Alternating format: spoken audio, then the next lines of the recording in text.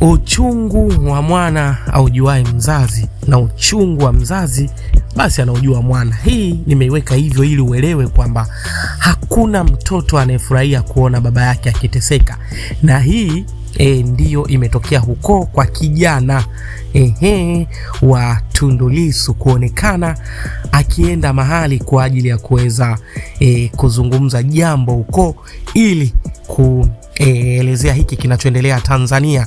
Sasa unaambiwa siku ya jana mtoto wa mwenyekiti wa Chadema Tundu Lissu, huyu anafahamika kwa jina la Agustino Tundu Lissu, akiwa pamoja na Tausi Likokola, Liberatus Mwang'ombe na Emmanuel Katili walifika mjini Washington DC na kufanya mazungumzo katika ofisi ya Congress Joel Wilson. Kwa mujibu wa taarifa zilizotolewa, mazungumzo hayo yalijikita katika mada za haki za ubinadamu na uhuru wa kuabudu na hali ya kidemokrasia nchini Tanzania.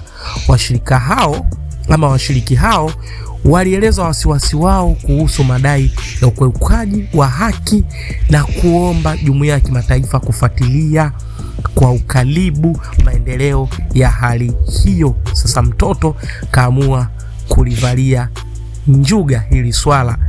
Sasa wengi wanajiuliza kwa nini ipo hivi mtoto aingilie, lakini actually uchungu wanaujua wanafamilia wenyewe, na hii labda unaweza ukaichukulia kawaida, ukaona kwamba haiko poa tu, mbona kawaida, lakini mtoto hajamuona baba yake takriban mwaka na miezi miwili. Kwa hiyo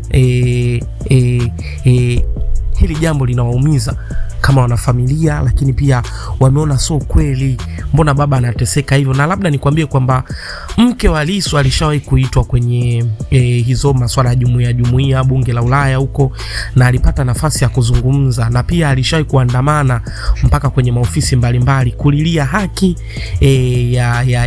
ya mumewe, kwamba aachiwe, hana kosa, kafungwa tu kwa sababu anatetea wananchi.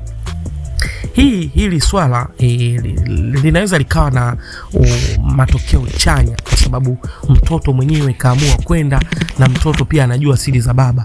Je, mtoto unahisi ana mchango gani? Je, atakuja kufanya mapinduzi kama aliyofanya baba yake kwenye siasa, ama kaingia tu kwa sababu ya kesi ya baba yake then apotee aondoke kwenye siasa? Haya yote yanatazamwa sasa hivi kama sehemu ya kuona mabadiliko makubwa kuhusu kesi ya Tundu Lissu. Kuhusu kesi ama shtaka la Tundu Lissu la uhaini, labda nikujuze kwamba Lissu bwana anahusishwa na madai ya maneno na kauli alizozitoa kuhusu uchaguzi na kuzuia mchakato wa uchaguzi.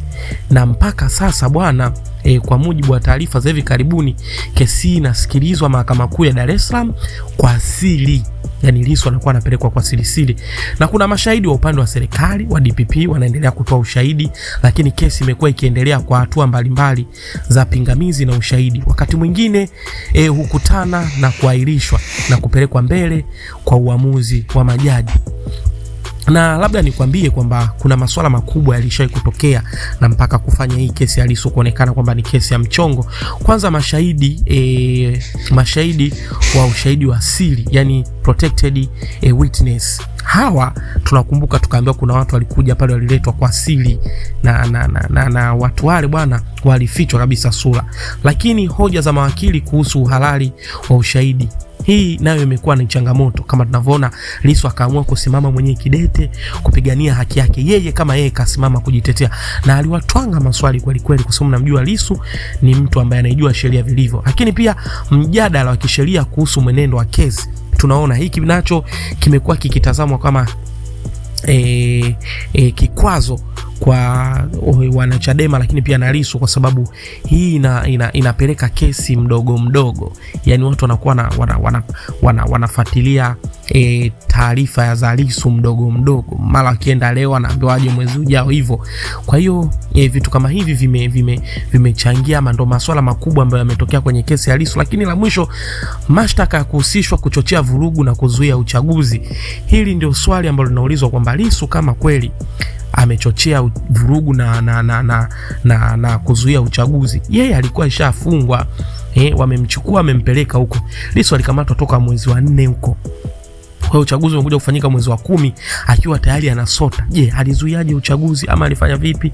So hivyo vyote vinaonekana kwamba ni vitu vikubwa vilivyojitokeza kwenye kesi ya Tundu Lissu ambavyo havina msingi na havina mantiki yote. Lakini muhimu, hii kesi ya uhaini ambayo ni kosa kubwa kisheria, na